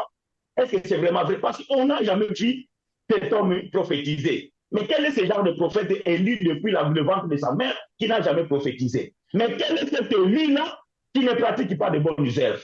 Quel est cet élu de Dieu-là qui se trouve dans la masturbation? Quel est cet élu de Dieu qui se trouve dans la prostitution? Non. Ayant été créé en Jésus-Christ, toutes les bonnes œuvres que Dieu a préparées d'avance afin que nous les pratiquions. Dieu n'avait pas préparé de bonnes œuvres pour les mettre dans un coffre, pour les mettre dans ton placard, pour les mettre je ne sais pas où, ou juste dans tes lèvres, pour que nous les pratiquions. Donc, bien aimé, nous devons comprendre que le salut éternel, nous ne pouvons pas la perdre lorsque nous sommes les véritables enfants de Dieu. Parce que le problème qui se pose aujourd'hui, c'est quoi? Jésus a sauvé beaucoup de gens dans son temps. Ma fille, ta foi t'a sauvé. Frère, ta foi t'a sauvé. À chaque fois que Jésus faisait des miracles, il accompagnait de cette phrase, ta foi t'a sauvé. Mais ces gens-là, tous n'ont pas été des chrétiens, selon ce que nous avons dit. Quand on parle de chrétiens, pas par rapport après Christ, non par rapport à voir l'esprit de Christ. Tous n'ont pas été des chrétiens, mais ils ont été sauvés. Mais nous remarquons aujourd'hui dans les assemblées, quelqu'un qui vient malade dans l'assemblée ou quelqu'un qui vient prostitué, on prie pour lui, après on dit qu'il est délivré. Mais qu'est-ce qui se passe? On le fait recevoir Jésus-Christ. Voilà, c'est là où il y a le défaut. C'est comme on le dit maintenant que tu as reçu la guérison, tu dois accepter maintenant Christ. Tu répètes la prière du pasteur. Seigneur Jésus, je viens aujourd'hui, tu m'as fait grâce. Amen, amen. Frère, maintenant tu es devenu enfant de Dieu, tu vas faire les catéchismes, tu vas après faire le baptême et tu auras la carte du membre de l'église, tu es devenu chrétien. Mais est-ce que cette personne-là a vraiment fait la repentance? Est-ce que cette personne a vraiment été créée en Jésus-Christ? Est-ce que cette personne est vraiment devenue une nouvelle créature? La plupart du temps, nous constatons que non. Mais il a le nom ou bien le titre chrétien. Donc, nous, là où nous sommes en train de dire les faux chrétiens. Parce que lui, il se considère chrétien parce qu'on l'a baptisé et on a donné les cartes de membres marquées, chrétien numéro je ne sais pas combien, et chinois Makangilu. Donc, lui, il s'est dit que je suis devenu chrétien. Mais n'a jamais fait la véritable repentance, n'est jamais devenu une nouvelle créature. Donc, quand il est dans l'assemblée, c'est un frère, il chante bien, mais quand il est en dehors, c'est aussi un chanteur, je ne sais pas, des chanteurs mondains. C'est lui aussi qu'on trouve dans les discothèques, dans les boîtes de nuit. Mais dans l'église, il est appelé chrétien. Mais nous considérons que c'est un faux chrétien parce qu'il ne pratique pas les bonnes œuvres, parce que nous constatons que cet arbre, que nous croyons que c'est un manguier, mais en fait, il nous donne des figues. Donc, on ne peut pas considérer que c'est un manguier. Voilà. Et donc, ce que nous pouvons dire là-dessus, afin que nous puissions comprendre ces choses. À vous, bien-aimé, la parole. Merci, frère. Sinon, je voulais juste compléter. Je ne sais pas si le frère Guy a quelque chose à dire avant que je ne prenne la parole. Ok, voilà. En fait, le frère chinois a soulevé le point des prédestinés. Dernièrement, il y a aussi quelques frères qui m'ont aussi interpellé par rapport à cela, les prédestinés. Au fait, je ne sais pas comment est-ce que les chrétiens d'aujourd'hui ont été enseignés dans leurs églises. Aujourd'hui, les chrétiens modernes pensent que les prédestinés, ce sont tous les chrétiens. Malheureusement, les prédestinés ne peuvent pas être tous les chrétiens, comme le frère chinois a dit, que nous devons voir la lumière qui est en vous. Il faut que l'Église voie la lumière que Dieu a déposée en toi. Il faut que les bonnes œuvres s'éclatent de toi. C'est alors que nous allons confirmer que réellement, tu as la même sémence que tous les arbres de la forêt. Mais il faut que tu continues avec ces bonnes œuvres jusqu'à la fin. Voilà pourquoi Ecclésiaste nous dira que mieux vaut la fin que le commencement. Regardons, Matthieu nous dit ainsi, nous sommes dans Matthieu chapitre 5, le verset 14, puis on va descendre.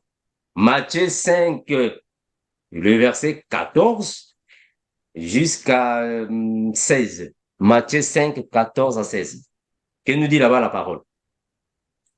Parce que les gens pensent que c'est tout le monde qui est prédestiné. Bon, nous sommes les chrétiens, nous sommes dans une église, dans une assemblée, bon, nous sommes en train de louer le Seigneur, alors nous sommes tous des prédestinés. Mais non, ce ne sont pas tous ceux qui sont dans les églises sont des prédestinés.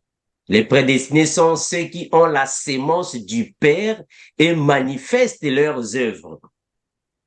Jusqu'à la fin, ils doivent finir avec jusqu'à la fin de la course. Ça, ce sont les prédestinés, les enfants de Dieu qui vont retourner au Père dans le paradis. Ce ne sont pas tous ceux qui se disent chrétiens seulement verbalement. Matthieu 5, 14 à 16. Alors, nous sommes dans Matthieu 14, 15 à 16. Alors, vous êtes la lumière du monde. Une ville située sur une montagne ne peut être cachée. Et on n'allume pas une lampe pour la mettre sous le boisseau, mais on la met sur le chandelier. Et elle éclaire tous ceux qui sont dans la maison. Que votre lumière luise ainsi devant les hommes, afin qu'ils voient vos bonnes œuvres et qu'ils glorifient le Père qui est dans les cieux. Gloire à Jésus. Donc, nous sommes la lumière du monde. On reconnaît les prédestinés, les enfants de Dieu, les vrais chrétiens, par leurs œuvres, parce que ce sont des arbres qui portent des bons fruits. Si tu es un arbre et que tu ne portes pas de bons fruits, on va comprendre que tu ne fais pas partie de notre champ. Tu ne fais pas partie de la récolte de Dieu. Il faut que tu portes des bons fruits afin que nous puissions confirmer que réellement tu es sarment qui est attaché au cep. Si tu n'es pas attaché au cep, tu n'es pas sarment, un vrai sarment. Regardez, nous qui sommes lumière, il faut que nous puissions luire. On doit luire devant tous les hommes jusqu'à ce que nous allons manifester nos œuvres jusqu'à la fin de la course. Tu ne peux pas te détourner. Il faut que nous puissions alors confirmer que réellement tu es enfant de Dieu parce que les gens peuvent constater ta vie de sanctification, ta vie de sainteté jusqu'à la fin de tes jours ici sur la terre. Tu dois mourir dans la sanctification. Ce n'est pas comme on dit aujourd'hui dans les églises, bon, c'est bon, la grâce. Comme il y a une sœur qui est ici aux États-Unis qui m'a dit, non, frère Armando, nous n'avons plus rien à faire. Il n'y a plus rien à faire. Jésus a déjà ôté le péché. Jésus a déjà ôté le péché. Donc ici sur la terre, il n'y a plus de péché. On peut pour nous tout faire. Mais ça, c'est faux. Ça, c'est pas un bon enseignement. Ce n'est pas parce que la Bible dit que Jésus a ôté le péché. Alors ici sur la terre, il n'y a plus de péché. On doit maintenant pécher. Non. Un enfant de Dieu doit marcher dans la sanctification. La vie de sainteté jusqu'à la fin de ta vie ici sur la terre. Parce que nous sommes en train de courir, il faut jusqu'à la fin de ta course que tu meurs avec le prix. C'est ça un enfant de Dieu. Mais malheureusement, il y a des chrétiens qui vont tomber. D'ailleurs, il y a des chrétiens déjà qui tombent, ça c'est connu.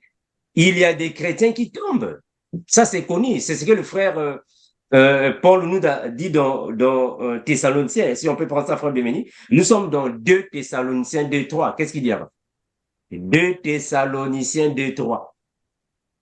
2 Thessaloniciens 2:3. Il dit quoi?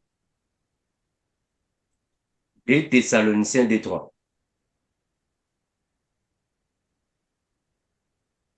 2 Thessaloniciens 2:3. 2 Thessaloniciens 2:3. Qu'est-ce qu'il dit là-bas? Alors, les Analysiens, chapitre 2, le verset 3. 3. D'accord. Alors, que personne ne vous séduise d'aucune manière, car il faut que l'apostasie soit arrivée auparavant et qu'on ait vu paraître l'homme du péché, le fils de la rébellion. Voilà. Mais le frère Paul est en train de dire aux frères de la Thessalonique que il faut que l'apostasie soit arrivée auparavant. Mais on comprend que l'apostasie, c'est l'abandon de la foi. Donc, on comprend que l'apostasie signifie ici l'abandon de la foi. Donc, ce sont les chrétiens qui vont se détourner de la foi. Ce sont des chrétiens qui vont abandonner la vérité. Mais plusieurs parmi eux vont mourir dans l'apostasie. Donc, ils ne vont pas bénéficier des promesses que Dieu a faites à l'Église. Voilà pourquoi nous disons qu'il faut faire attention. Ce n'est pas parce que, bon, tu as reçu, moi, je ne sais pas, qu'est-ce que vous recevez dans vos églises. Tu as reçu un enseignement sur, bon, moi, j'irai au paradis, comme on vous dit aujourd'hui dans les églises. C'est terrible.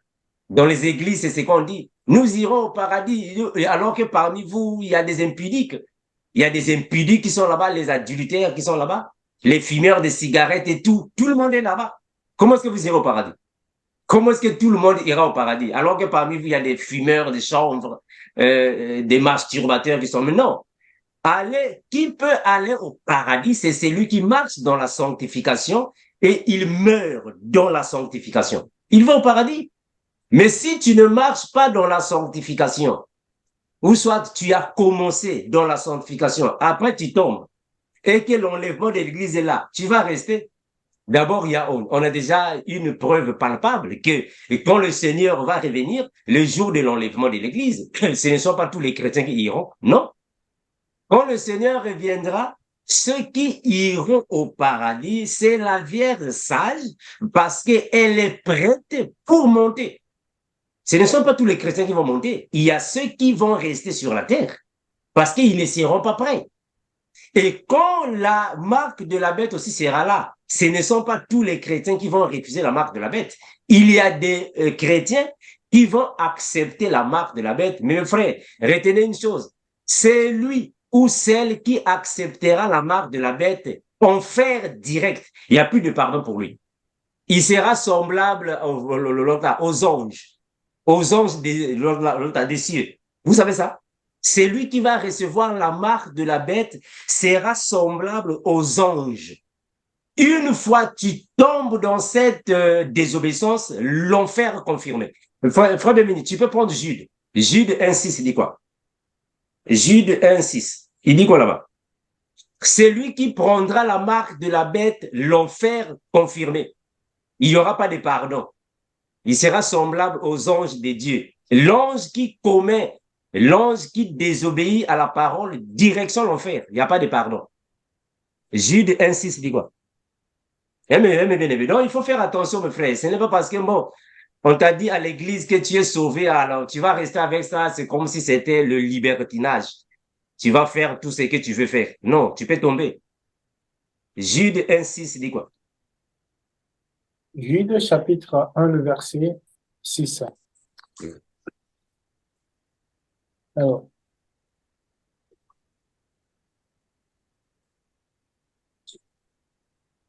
tu commences par ça? Mais 6, vas-y. Vas-y, Jude 1,6. Tu peux commencer au verset 5 pour que ça soit encore clair. D'accord. Alors, Jude chapitre 5 à 6. Je veux vous rappeler, à vous qui savez fort bien toutes ces choses, que le Seigneur, après avoir sauvé le peuple et l'avoir tiré du pays d'Égypte, il fit ensuite périr les incrédules, qu'il a réservé pour le jugement du grand jour, enchaînés éternellement par les ténèbres, les anges qui n'ont pas gardé leur dignité, mais qui ont abandonné leur propre demeure. Très bien, mon frère. Allez, arrête là. Bon, mais bien aimé, vous voyez ce que nous sommes ici en train de dire avec l'apôtre chinois. Mais ce sont les choses que nous sommes en train de dire. Regardez ce que le frère Jude dit. Le frère Jude est en train de dire que le Seigneur, après avoir sauvé le peuple d'Israël, mais il fait encore périr les incrédules. Oh, mais regardez un peu. Il les a sauvés, mais il les a encore fait périr. C'est ce que nous disons ici. Donc, on va comprendre ici que le peuple qui avait été sauvé, ils ne sont pas sauvés pour le paradis. Parce que ce ne sont pas tous les enfants d'Israël qui sont entrés dans le canon. J'espère que vous nous saisissez mieux ici. Tous les enfants d'Israël qui ont été sauvés de l'Égypte pour venir dans le désert, ils ne sont pas tous entrés dans le canon. Dieu a fait périr quelques-uns.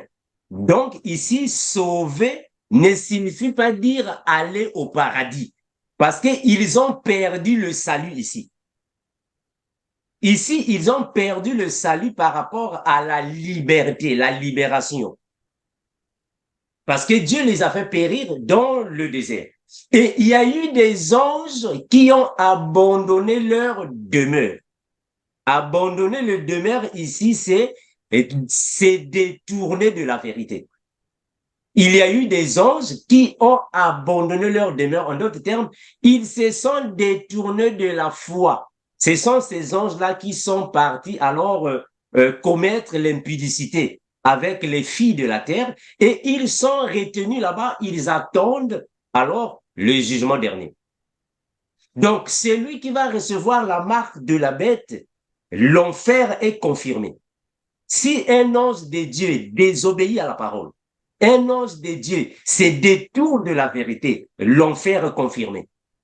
Donc, il ne faut jamais se fier, il ne faut jamais prendre de la grâce comme si c'était le libertinage, comme a dit l'apôtre chinois. Non, nous avons la grâce, et Dieu nous a donné la grâce, il a payé un prix afin que nous puissions avoir la grâce. Mais il faut observer cette grâce-là. La grâce, il faut la tenir comme on dit en fait en Afrique. Il faut prendre ça comme si c'était un œuf dans ta main. Il faut faire attention parce que ça peut tomber. Il faut faire très attention, marche dans la sanctification, marche dans la sainteté. Il faut avoir la crainte de Dieu. Il faut fuir le péché. Il faut avoir la haine du péché. Sinon, si nous laissons les portes ouvertes à toutes choses, mes frères, on peut perdre certaines promesses de Dieu. Les promesses de Dieu, on peut les perdre. Les enfants d'Israël, quand ils étaient dans Israël, Dieu les a fait beaucoup de promesses. Mais malheureusement, quand ils sont venus dans le désert, plusieurs n'ont pas vu la terre promise. Donc, il faut faire très attention, c'est très important. Merci, mon frère chinois, je te remets la parole.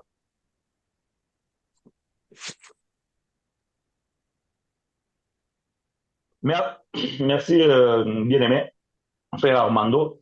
Donc, nous comprenons, bien-aimé, que un enfant de Dieu, c'est celui qui marche selon les préceptes du Père. C'est celui qui marche selon la parole de Dieu.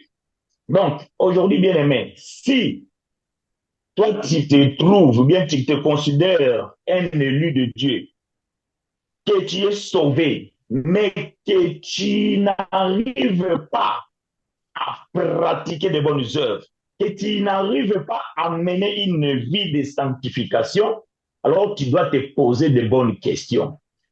Parfois, ce n'est pas si compliqué de comprendre que non, pourquoi je n'arrive pas à faire le bien que je veux.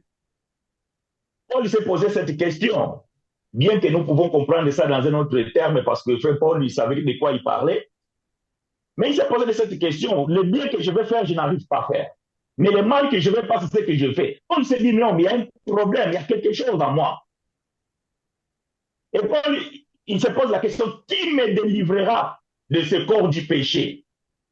Voyez-vous, quand un enfant de Dieu, tu vois que non, tu n'arrives pas à abandonner la boisson, enfin, l'ivrognerie. Tu n'arrives pas à abandonner des boîtes de nuit. Tu n'arrives pas, alors que tu as consulté les hommes de Dieu. Tu écoutes la parole. On a prié. Et tout cela, donc tu n'y arrives pas, alors tu dois te poser des bonnes questions. D'ailleurs, nous aussi, nous nous posons de bonnes questions. est-ce que ce frère-là, il est un élu? Parce que c'est facile de dire que je suis un élu. Ça, c'est simple. Tout le monde peut le dire. Maintenant, qu'est-ce qui confirme que le frère chinois, c'est un élu de Dieu? C'est ça, pratiquer les bonnes œuvres. Donc, bien aimé, nous devons savoir que même un élu de Dieu, il a aussi des récompenses dans la vie éternelle. Et ces récompenses, par contre, vous devez comprendre, bien aimé, cela dépend de tes œuvres sur la terre. Voilà pourquoi Frère Paul dit, je pense que c'est dans 1 Corinthiens chapitre 9, Paul va faire comment on appelle ça? Il va faire l'analogie ou bien la métaphore d'un athlète. Il dit que je cours comme un athlète pour gagner le prix. Voyez-vous, donc les athlètes sont déjà sélectionnés. Nous savons qu'ils sont 100. Donc tous les 100 sont des athlètes. Mais on a dit qu'il y a 3 places à prendre à la fin.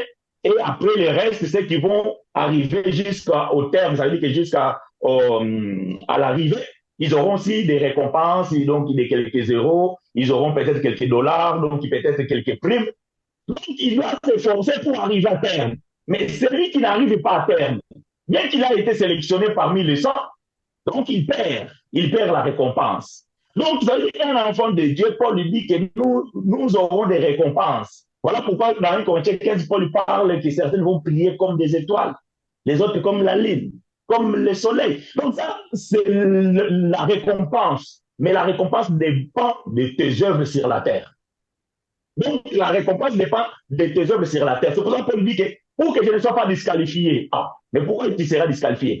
Parce que on a mis des règles. Il ne faut pas boire pendant la course. Mais toi, tu n'as pas supporté, tu dis non, moi je ne peux pas, donc là, je dois boire. Tu es disqualifié. Même si tu arrives à la fin, la récompense, tu n'auras pas parce que tu n'as pas couru selon les règles d'art. Donc, tu n'as pas respecté la parole de Dieu. Tu n'as pas marché selon les préceptes de Dieu. Tu n'as pas fait de bonnes œuvres sur la terre. Donc, cette récompense, tu ne l'auras pas.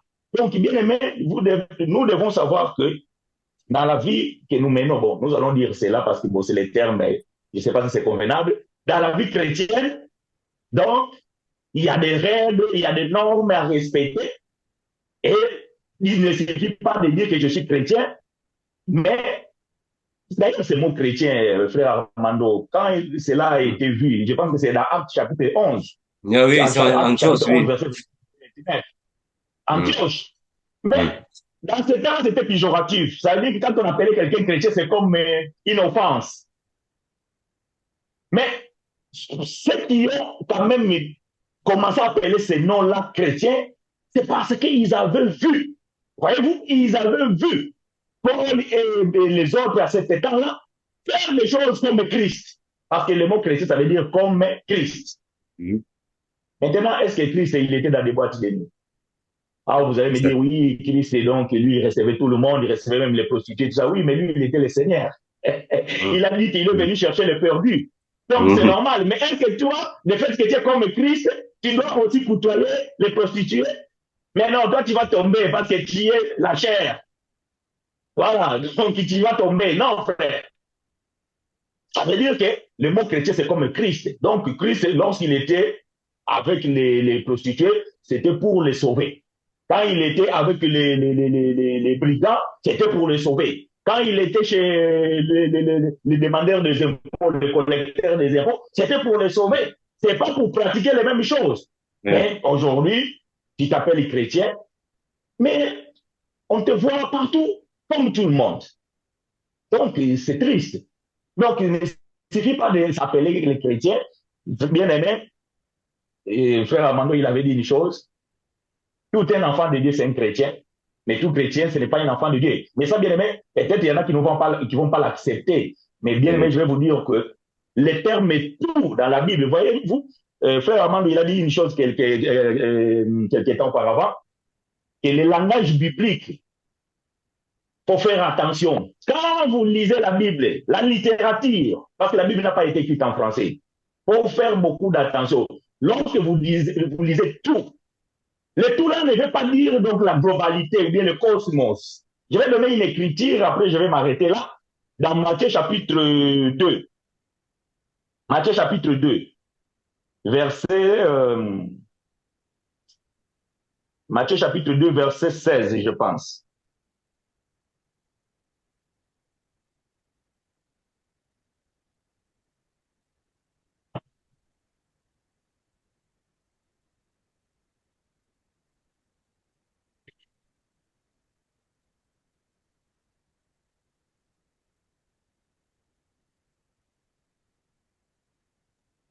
Matthieu Matthieu, Chapitre 2, verset 16. Bon, c'est un verset, ça n'a rien à voir avec ce qu'on est en train de dire ici, mais je vais juste apporter une observation par rapport à la littérature.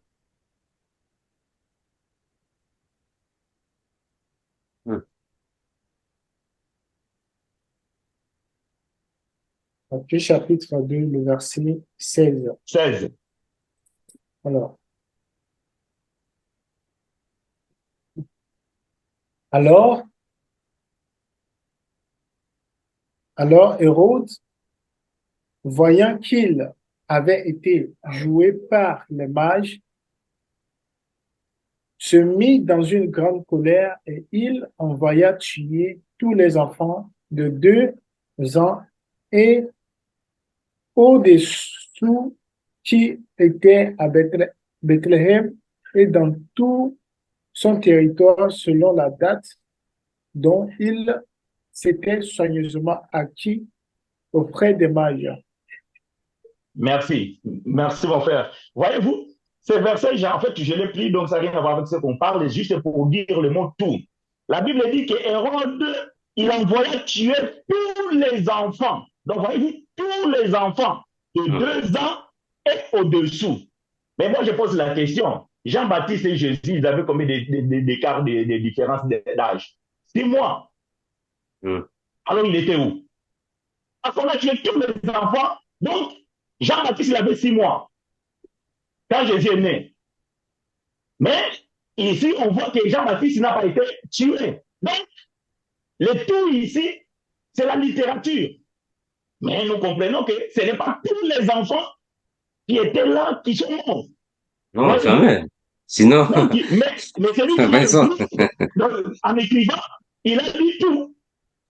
Donc, on peut voir aussi même Moïse, à son temps, ils ont tué tous les enfants, mais Moïse, voyez-vous donc, quand vous lisez la Bible, tout le monde, Dieu a aimé tout le monde. Oh, le salut, c'est pour tout le monde. Non, non, non, non.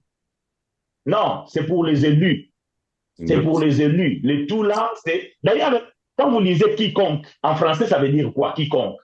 Donc, quand on lit ceux, en français, ça veut dire tout. C'est-à-dire que nous sommes nombreux dans une salle, on dit, bon, ceux qui ont porté chemise blanche, voyez-vous?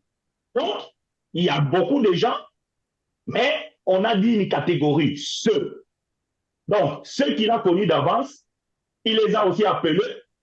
Ceux qu'il a appelés, il les a aussi justifiés. Ceux qu'il a justifiés, il les a aussi glorifiés. Donc, ceux, ce n'est pas tout le monde. Ce n'est pas tout le monde, c'est ceux. C'est quiconque. Voilà ce que Dieu a aimé. Voilà donc, bien aimé, moi je pense qu'il y aura des questions. Et ça, c'est sûr, il y aura des questions. Donc, vous posez vos questions. Et frère Armand, il est là pour vous répondre. Moi, je suis là pour vous répondre. Et donc, ici, il faut aussi revenir par des enseignements. Nous allons vous répondre. Mais ce que vous devez savoir, c'est que nous devons savoir, bien aimé, que quoi qu'il en soit, sauver selon la vie éternelle ou sauver par une grâce d'une maladie, de la prostitution, d'une vie d'égarement et tout ça là.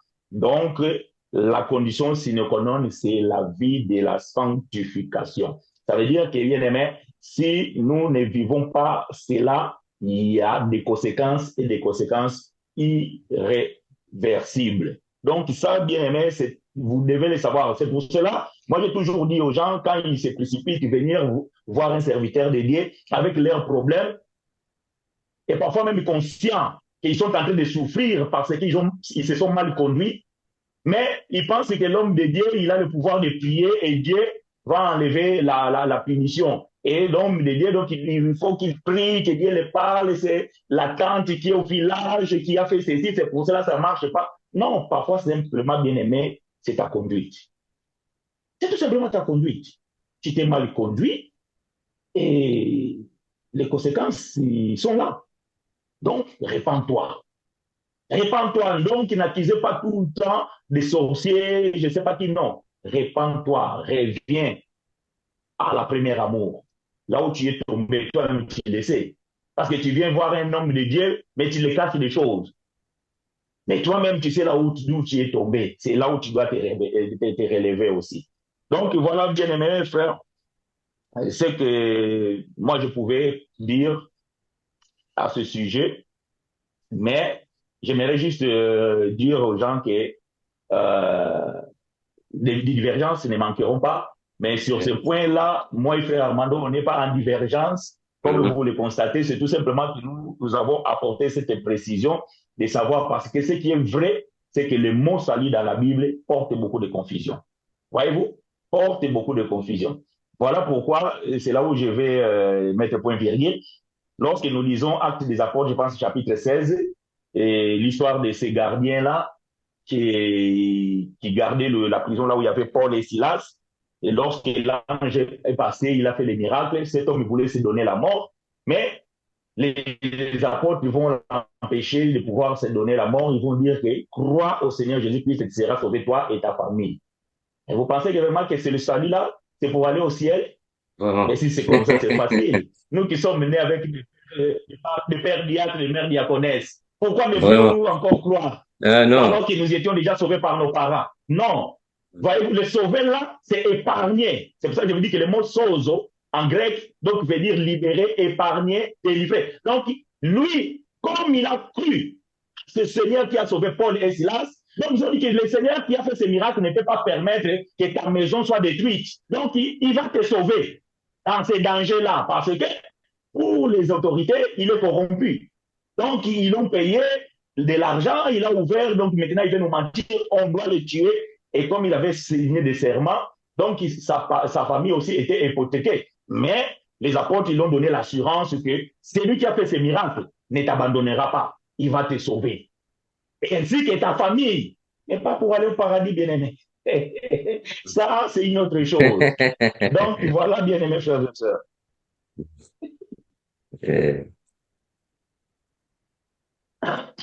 Frère Philippe, ton micro est fermé. Hein?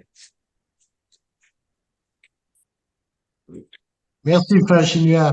Mais c'est clair, mon frère Armando, hein. C'est clair, c'est clair.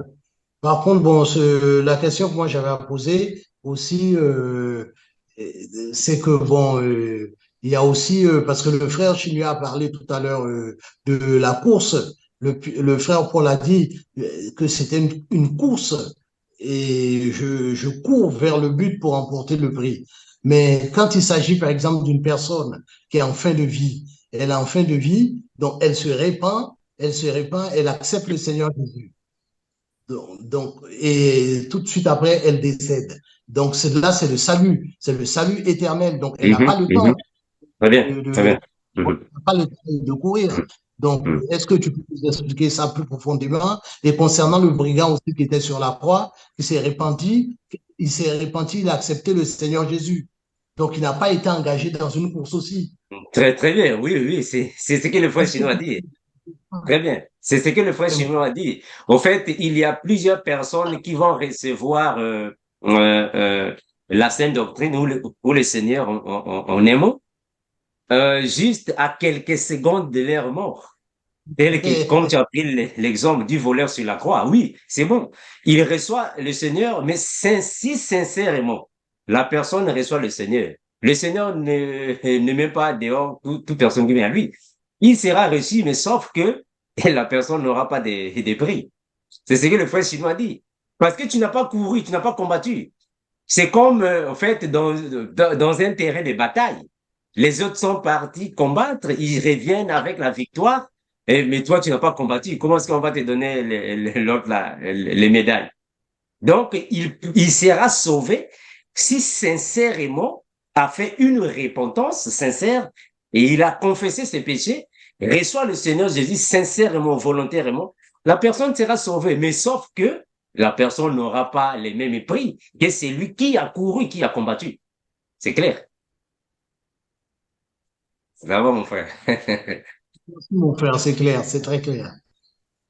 Voilà. Merci donc. J'espère que nous sommes au fait à la fin. Je voulais juste conclure, comme le frère chinois a dit, que il n'y a pas de divergence entre moi et le frère chinois.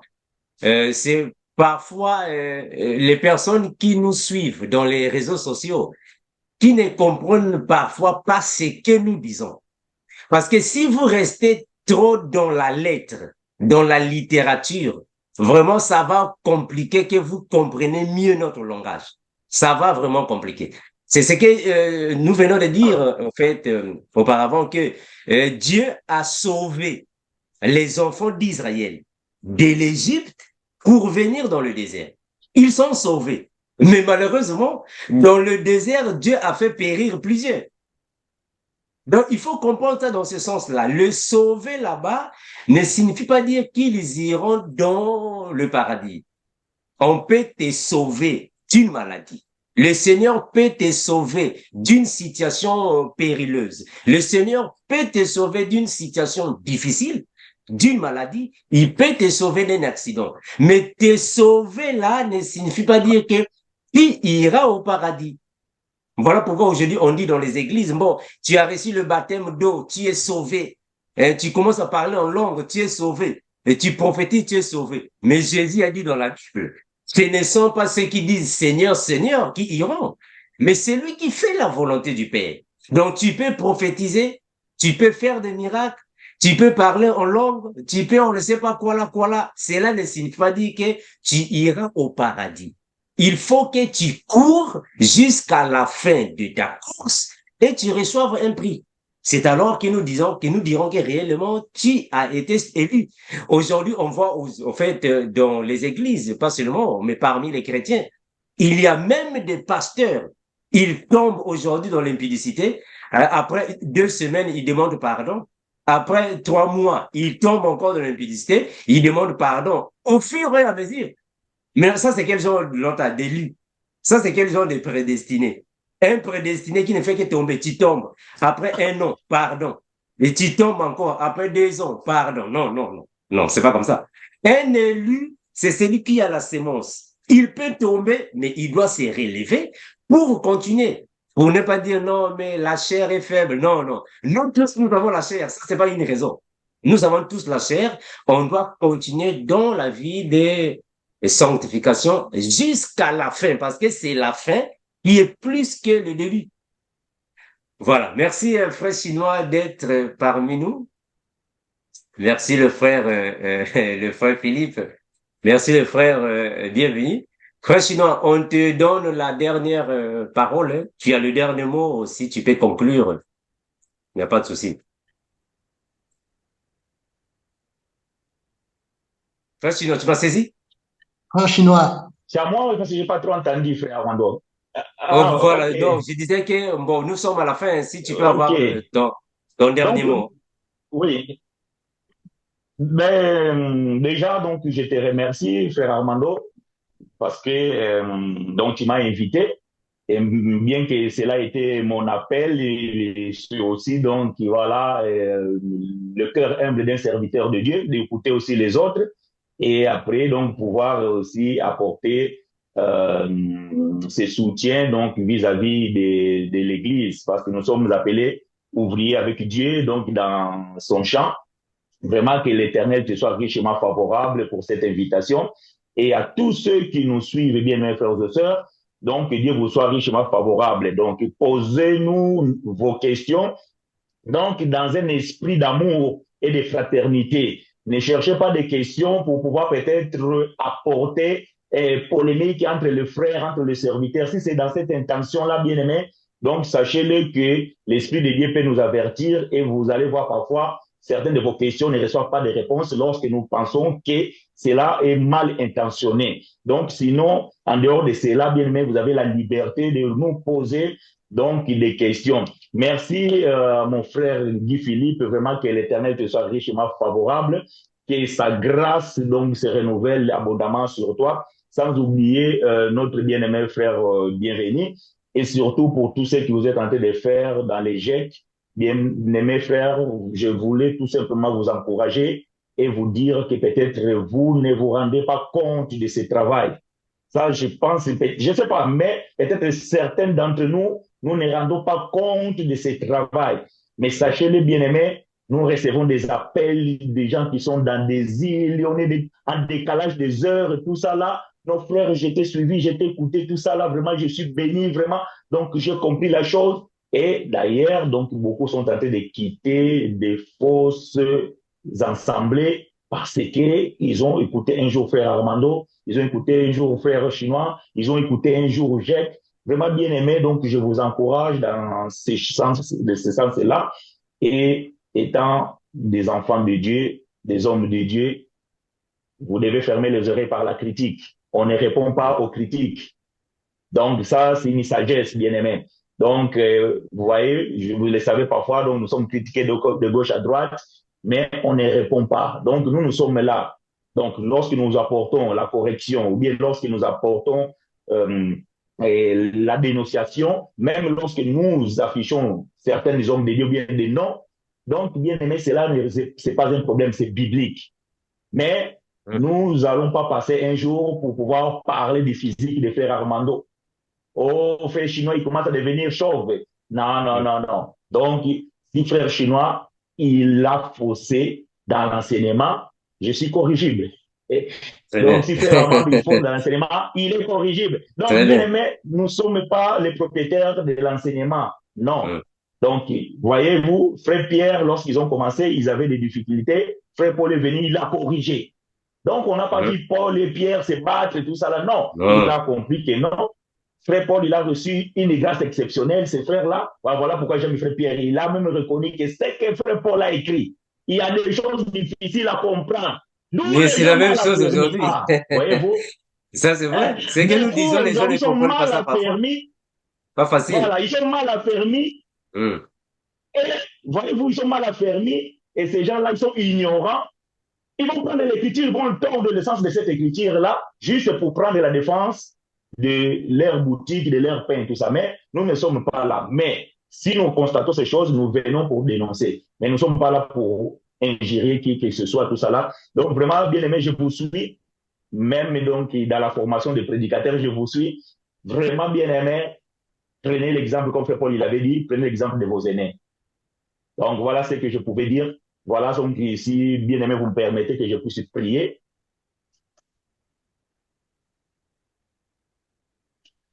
Alléluia. Dieu de gloire, je bénis ton Saint-Nom. Merci pour ta bonté, merci pour ta fidélité.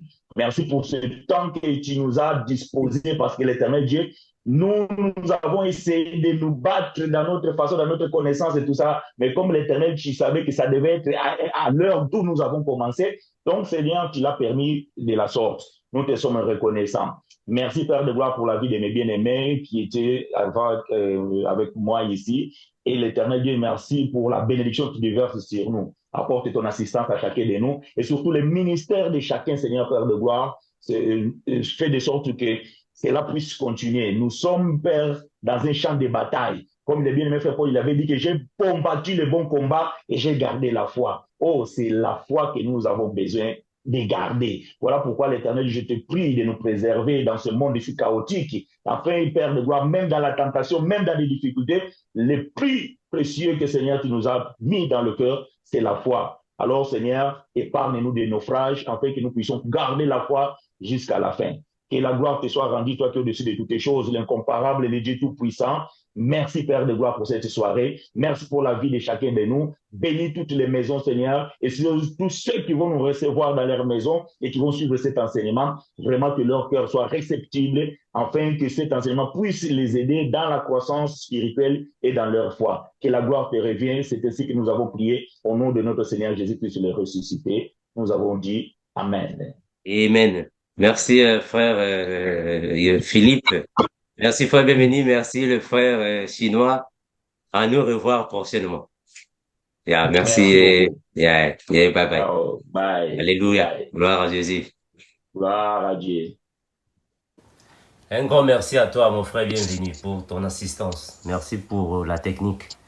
Que le Seigneur te fortifie, mon frère. À nous revoir prochainement.